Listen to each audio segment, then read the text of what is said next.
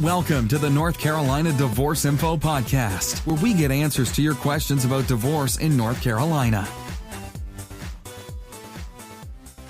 Welcome to the North Carolina Divorce Info Podcast, Episode 2. In this episode, we're going to talk about child custody and visitation in North Carolina. Our guest today is Missy Foard. Missy Foard is a family law partner at SeiferFlatow in Charlotte, North Carolina. Missy's mission is to help confidently and compassionately guide people through challenging situations involving divorce, child custody, and family law. Missy, welcome to the North Carolina Divorce Info Podcast. Thank you, Dustin. Thank you for having me. You handle primarily family law in North Carolina? What made you make the transition over to primarily family law from whatever you were doing before? I used to do workers' compensation before, and actually it's kind of an easy transition, which seems odd because they're very different. But workers' comp has a lot of people who are injured and hurt and don't know what to do. You know, they get hurt in work and need to figure out who's going to pay for their medicals, how they're going to recover. So the clients I had there, honestly, always kind of needed a helping hand. They needed guidance. And it's the same thing with family law. No one is getting a family law attorney because they're having the time of their life and they're very happy with everything. It's usually, a sad process, unfortunately. So my goal is always to try to be there, whether it be for an injured client with workers' comp when I used to do that, or now with family law, and kind of make their life better and help them through the process. Yeah, I'm guessing there's kind of a similar mindset among your clients because both of them are coming to you not knowing what the future holds, not knowing if they're going to be able to provide for their family and what the situation is going to look like. Yes, and very stressful. They're both incredibly stressful times. What's the number one thing that is keeping them up at night when they come to you and with family law for the first consultation? Family law, well, it actually is the same for workers' comp as well, but for family law, the number one thing usually is children. If there are children involved, their number one question is, how often will I see my children? Now that I'm separating from my husband or wife, am I only going to see them once a week? How am I going to spend this time away from them? And finances would be number two. Finances, I guess, is if there are no kids involved, finances is number one because you're used to having a 2-income household, and now you need to divide that, and it can be really stressful. And I'm sure that's why, divorce, family law has a reputation, or there's just this expectation of an adversarial situation of I'm guessing that has a lot to do with just because those are the things that matter most to people, their kids and their finances. And so when those things come into play and those things are in question, people can feel like they're desperate, backed into a corner. Yeah, and they're willing to fight hard for that. But another aspect that comes into that, aside from the fact that these are the two most important things in their life, would be that they're probably really hurt. One of the partners is. Usually you don't separate. There's some separations where we have a conscious uncoupling and everyone's happy with it. But most times when we have a separation of two partners, someone's hurt. Maybe both parties are hurt. So it can get really personal too. I'm sure there's a lot of misconceptions about the situation when all this first starts to happen and take place, and maybe people decide that they want a divorce, or there's an event and they separate, one of them has the child, and there's not a court order in place, there's nothing even temporary. Can you talk about a little bit about what rights people have at that point before a court order is in place? Yes. In terms of child custody? Yes, and before I get into that, though, since you kind of segued into misconceptions, I did want to address some terminology that can be really misconstrued at times. The title of this podcast, Custody and Visitation, a lot of times now courts are trying to steer away from the phrase visitation because they don't want that parent to feel like they're just a visitor in their child's life. So it is technically custody and visitation, but I like to use different words like parenting time. So the parent who gets less time with their child, which is visitation technically, doesn't feel like they're just a visitor. So that would be one of the misconceptions just to start with, is that a lot of people think one parent is just going to, basically not be in the child's life anymore. And hopefully that's not the case. And so we try to use terminology that encourages that instead of saying, you're just a visitor, you're a second-class parent or something like that. But segueing into the next section, before there's a court order in place, and Dustin, you're going to hate me, but every question you ask me is going to start with "it depends," because of course, unlike with other types of law or other things in life, family law in North Carolina is never going to be cut or dry, and that's why most people need attorneys, because we need to argue for our clients. Before we have, it doesn't have to be a court order. It could be a separation agreement where both parties have agreed to some kind of custody agreement. As long as it's in writing, it's something that you can follow. But we have the general rule, before we have anything in writing or anything in place with the court, that each parent has co-equal rights to the physical possession of the child. So essentially that means, Dustin, if you and I were married and had a child and separated, it's completely what we want to do. I can say, I'm keeping our child for the next month. And of course, you probably won't agree with that, but we have co-equal rights. So unless you come in and take the child out of my house, I'm going to have that child. So a lot of times having no agreement or order in place can be really, really stressful and unpredictable. And a lot of times, because people are adversarial, just because of the emotion and the importance of these issues, it can get pretty messy. And you don't want that for the child. You don't want a child not knowing where they're going to be sleeping tomorrow. You don't want a child feeling like they have to decide between mom and dad. So without any agreement or order, either parent can change custody whenever they want, and that can really be an issue. Now, sometimes family law cases can go on for a while before all the issues are finally resolved. Is there something that is put in place temporarily so that they're not in this situation for 8-9 months? Right. So in North Carolina, it's kind of different based on the county that you're in. I'm in Mecklenburg County, and in Mecklenburg, we don't technically have a temporary custody order.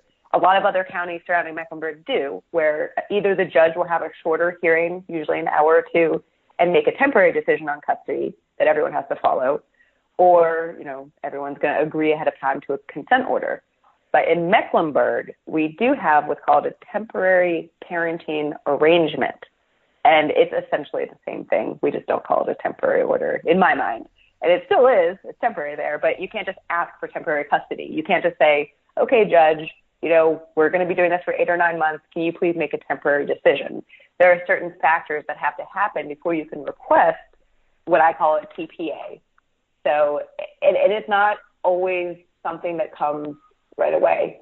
So a temporary parenting arrangement, or like I said, a TPA, is something that's specific to Mecklenburg County, and we usually use it to preserve the status quo of custody until a permanent matter can be heard. Because unfortunately, while this is something we'd love to hear quickly, in any county you're in, we're not having a custody hearing within a few months of the separation. Usually it takes months to get in front of a judge in North Carolina, and you don't want to have that question in the air of where will my child be living. So there are certain factors that you can ask, again, in Mecklenburg specifically, for a temporary parenting arrangement. And the typical case we have is where somebody just moves and refuses to allow the other parent to contact that child. So again, I'm just going to keep using you, Dustin. If you and I have a child, sorry about this, but if we have a child and all of a sudden, and we have no order in place and no agreement that we've agreed on in writing, and I decide you can't see our child anymore, I'm just going to unreasonably refuse you access to this child, and we happen to live in Mecklenburg County, you can file a motion for a TPA and say, Judge, she won't let me talk to my child. She won't let me see my child. We need to do something. So this isn't our status quo until we have a permanent hearing. And the judge then, it's a faster process because they want to get this addressed. So the judge then will have you go, we'll go to court for an hour or two. The judge will hear all this evidence and make essentially a temporary custody order. And then the other reasons that you could request a TPA would be some mental health issues or substance abuse issues of one parent. So, if I'm concerned, Dustin, that you have a mental health issue or substance abuse issue, and I think it's unsafe for you to have the child unsupervised, then I can request this. Because I can't, like we said in the beginning, I can't just say, no, Dustin, you can't see our child. You drink too much. I don't get to make that decision when there's no order in place. The judge has to make that decision. Same thing with if one of us decides to move out of state. Obviously, that would probably limit the other parent's time to see the child. And sometimes, not always, you can say, that a good ground for it would be if one of the parents just unilaterally changes school or daycare of the child, because that's a big decision and that should be made together. So you can essentially ask for a temporary order that says the child will stay in X school district. And one thing that's important when we go down this line of the topic a little bit is we do have, again, in Mecklenburg, an emergency custody motion you can file as well. So the TPA isn't meant to be used in certain cases when, the child is at risk of bodily injury or sexual abuse, or the other parent is saying, I'm going to move out of state to avoid the jurisdiction of North Carolina. Those are emergency situations, and those will be heard very, very quickly. So if one of those is happening, if it's not just that I think, Dustin, you might have one too many cocktails and the child is with you, but I think this child, will be in a car with you while you're driving drunk and could be injured, then I would file for an emergency custody motion, which is heard very, very quickly in Mecklenburg County. I doubt someone can avoid jurisdiction by moving out of state unless they did it 2 years before they ever even filed. What's the situation on that? Yeah, if you're moving out of state for valid reasons, essentially, if you're saying, I got a new job, I have to take it, I used to make $10 an hour and now this job is giving me $40 an hour, or I can't afford my house anymore, I have to move back to where my parents live in South Carolina, that's not you trying to avoid the jurisdiction of the state. That's you saying, I really have to do this move and it's in the best interest of the child. Of course, the judge gets to make that decision ultimately. But if I say, I'm just going to move to Florida without telling you because I don't want North Carolina to make decisions of our kids, that would be me avoiding the jurisdiction of the state. I'm sure there are people that are not exactly honest about the reason for their move and try to create situations possibly. Right.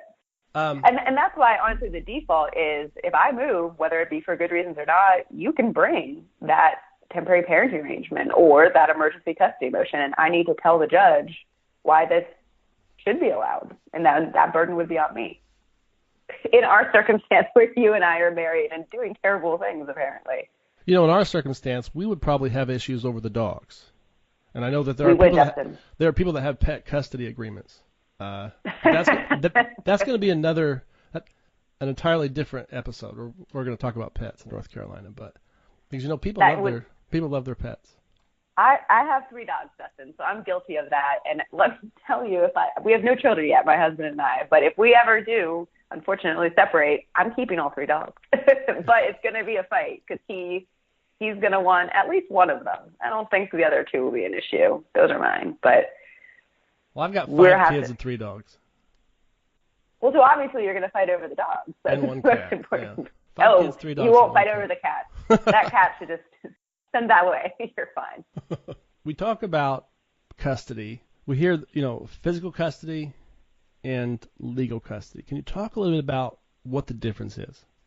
Sure. And actually, it's an oddly straightforward answer. It's not going to be one of my it depends answers. In North Carolina, physical custody deals with where the children are going to live. So whether they're going to live with mom, dad, that's what physical addresses. So a lot of times when we have an order, we have a caption that says physical custody. And that will talk about the parenting schedule, essentially. And then legal custody addresses who is going to be able to make major decisions affecting the children. And a lot of times that includes medical decisions. Well, not even a lot of times, always. That includes medical decisions, education. Sometimes the judge will put religion in there or extracurricular activities. And that is what covers legal custody. I'm sure that there are often, even with a court order, I'm sure issues like that come up in the future, don't they? When They do. They come up quite often. And, sometimes judges are trying to find the best possible way to stop those issues from happening. So we have different ways we can split up legal custody. So a lot of times, when I use terms like joint legal custody, that's really just terminology. It's not defined by a statute.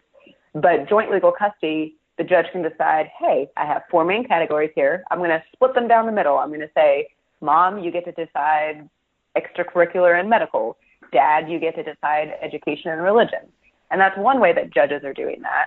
And they always require that, Mom can't just say, I make this decision and that's it. If she has that final decision making, she still has to have a good faith discussion with Dad before she makes that final decision. Okay. Sometimes courts give legal custody really to to one party. They say you have that final decision making over all of these, but you have to have a good faith discussion with the other parent before you make that.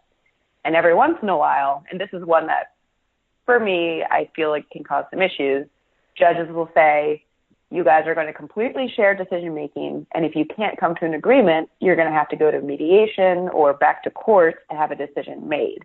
And I've been seeing that fewer and fewer times because it can really just get messy.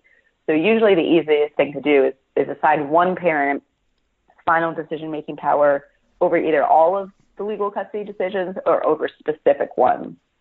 At what age do the children have a voice, as far as who they live with and some of those other decisions? Is there an age in North Carolina where it's their decision, or at least they have a voice and can be heard?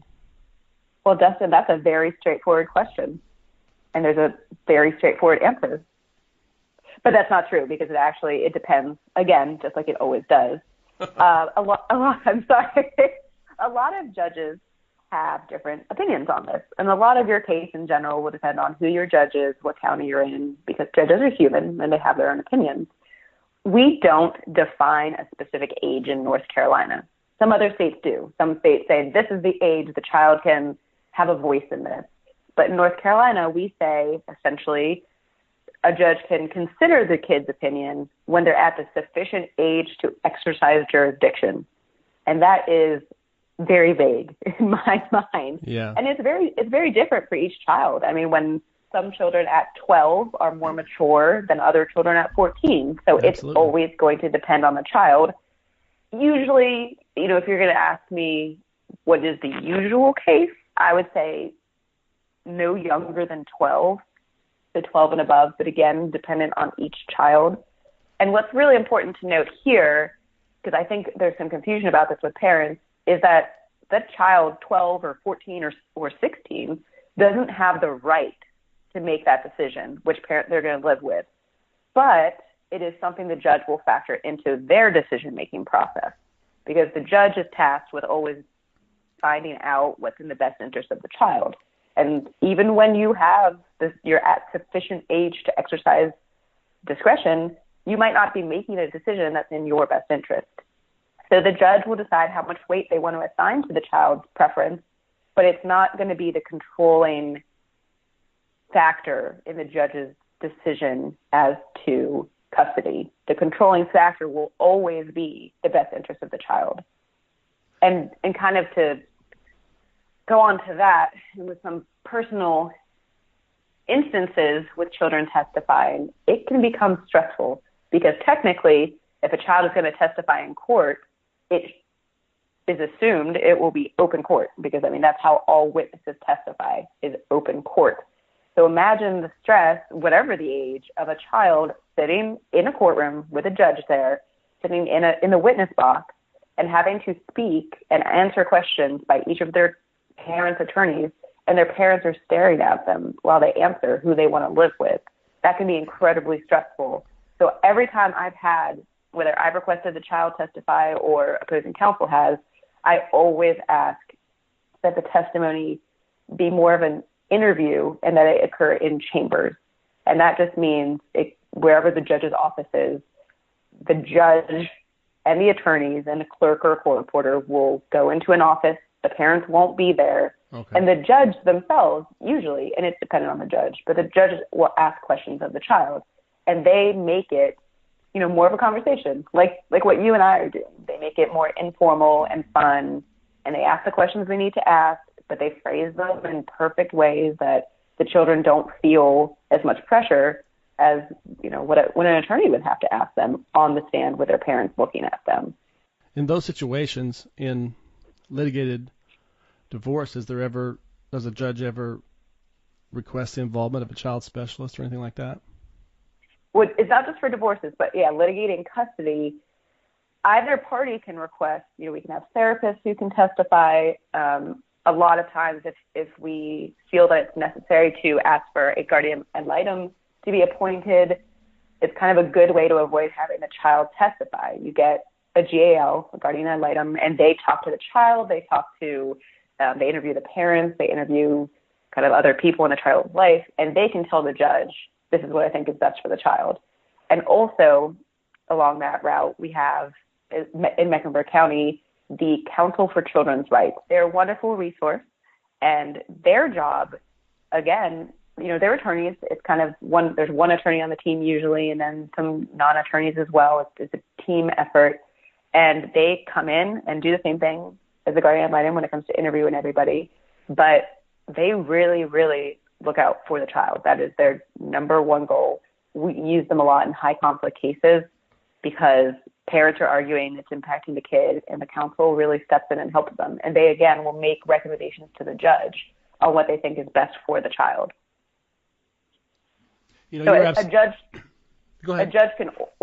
can order that a guardian ad litem be assigned or the counsel be assigned, or either party can request it as well. Yes, you're absolutely right. You said about how different. You can't really set an age. I said I've got 5 kids. Mine are 1-year-old, 4, 12, 13, and 17, and so I've got experience, and they're all so different. Yes. And it's funny because I don't think I realized that until about the 3rd kid, and they come along because you're expecting them to do the same things at the same times and completely different people, and it's absolutely true, but it's fun also. So what impact might dating have on custody? And in that situation, how do we go about introducing other people to our children? Oh, so if you and I break up, you want to know how soon you can date, Dustin? Yeah. In our circumstance, well, I'm hurt, but that's okay.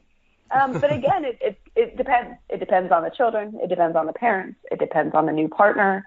If we're in court, certainly the judge can consider dating as a factor when they're making their decision regarding custody. Again, they're always going to look out for the best interests of the child. Is that a negative factor at that point? It can be, but it can be a positive factor. So, if you break up with me and you go through 17 partners in the next month and you introduce all of them to our child, which is very unfair. But if you do that, the judge is going to say, this is a little unstable. This isn't good for the child to meet 17 people. You are jumping from relationship to relationship. But for example, if you have a new partner and that partner eventually meets the child and has a good relationship with the child and takes them to educational movies or non-educational movies, but is a good person and is reliable, that's not going to be a negative, of course. But if your new partner is an alcoholic and is abusive and, is just a bad influence on the children, that's going to be something the judge takes into consideration. In this day and age, there used to be a stigma with dating before you're divorced, and it used to be a negative factor, but it really isn't now. People do it, and there's no issue with it, really, as long as it doesn't negatively impact your child. It might negatively impact your relationship with your child's mom or dad, right? Because there's emotions involved. And if we're talking, if you and I are separating, but we're discussing some settlement, we're trying to agree to this without the court's involvement, and then suddenly I bring in this new boyfriend you've never met before, and I insist on him being there for all discussions, you might say, I'm done. I don't want to settle anymore.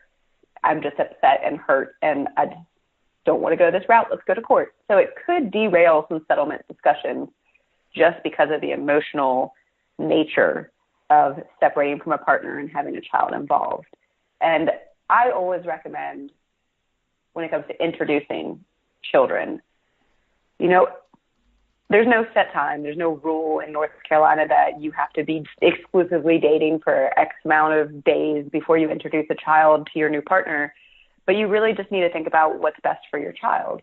If your child is going to be introduced, within a month of dating to this new partner and really get attached to them, because your child is going through a special time too. They're used to mom and dad being together, or mom and dad and dad, and all of a sudden their parents are split up. They might glom onto a new person and get really attached, and then you break up with that person a month later. It's really going to hurt the child. So I always recommend that you wait until this is pretty serious. It doesn't mean you can't date. You just don't need to introduce your child to this partner until you know them well. You want to make sure there's no skeletons in their closet that you didn't know about, and that there's someone you feel comfortable having around your child. And I recommend, but it's not always feasible, but I recommend telling the other parent about this individual and saying, would you like to meet them before I introduce them to our child? I would like you guys to have some form of relationship if this individual is going to help raise our child. And in a perfect world, that's what happens. But there's emotions involved and anger and disappointment and sadness. So it's not always practical. But I recommend at least telling them, hey, I'm about to introduce our child to my new partner. I've been dating them for X amount of time. I just wanted to give you a heads up. Because unless your child is a baby, that child's going to be telling your ex-partner about this new individual they just met. So it's not going to be a secret, and you definitely don't want to ask children to keep secrets like that from their other parents. And children, I can tell you, children don't always give entirely accurate information. So. Yes, that is true. And they don't even mean to sometimes. They just, exaggerate or just have an imagination that is not the same as what I have now. But you don't want to put them in that tough spot where, they feel like they can or can't say things to one parent about the other because they're already going through a hard time. Now, I think one of the most common questions as well about this issue is, what if I need to relocate with my children?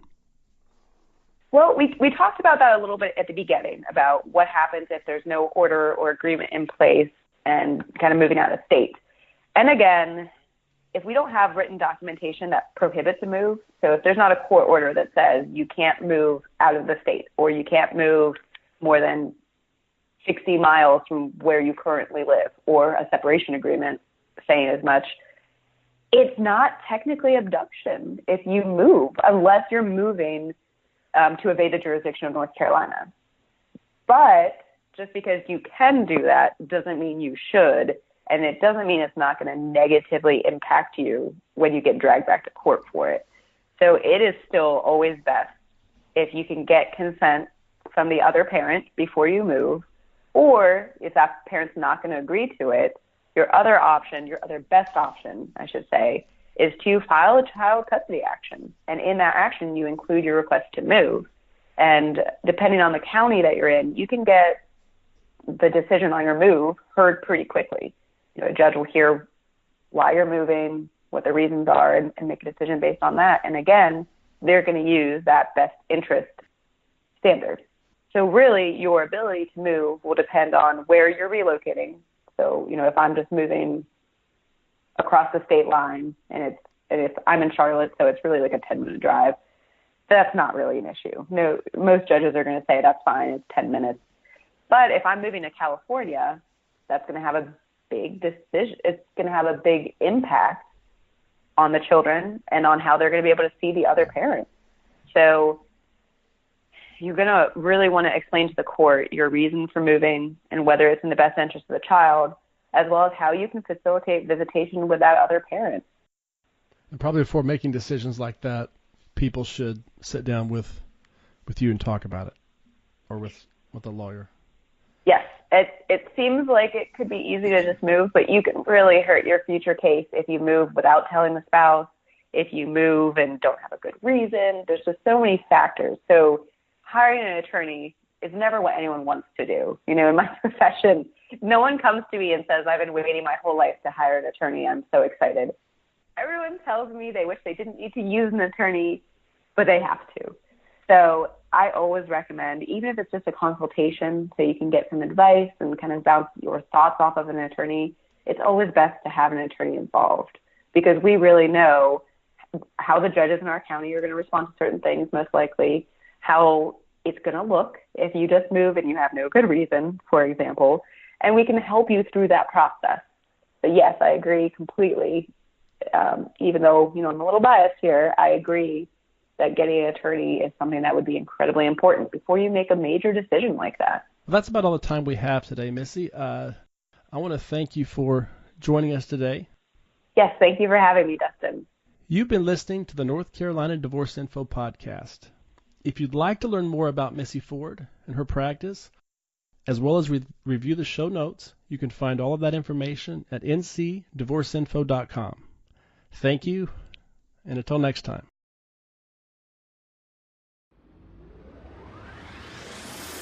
Thanks for listening to the North Carolina Divorce Info Podcast at ncdivorceinfo.com.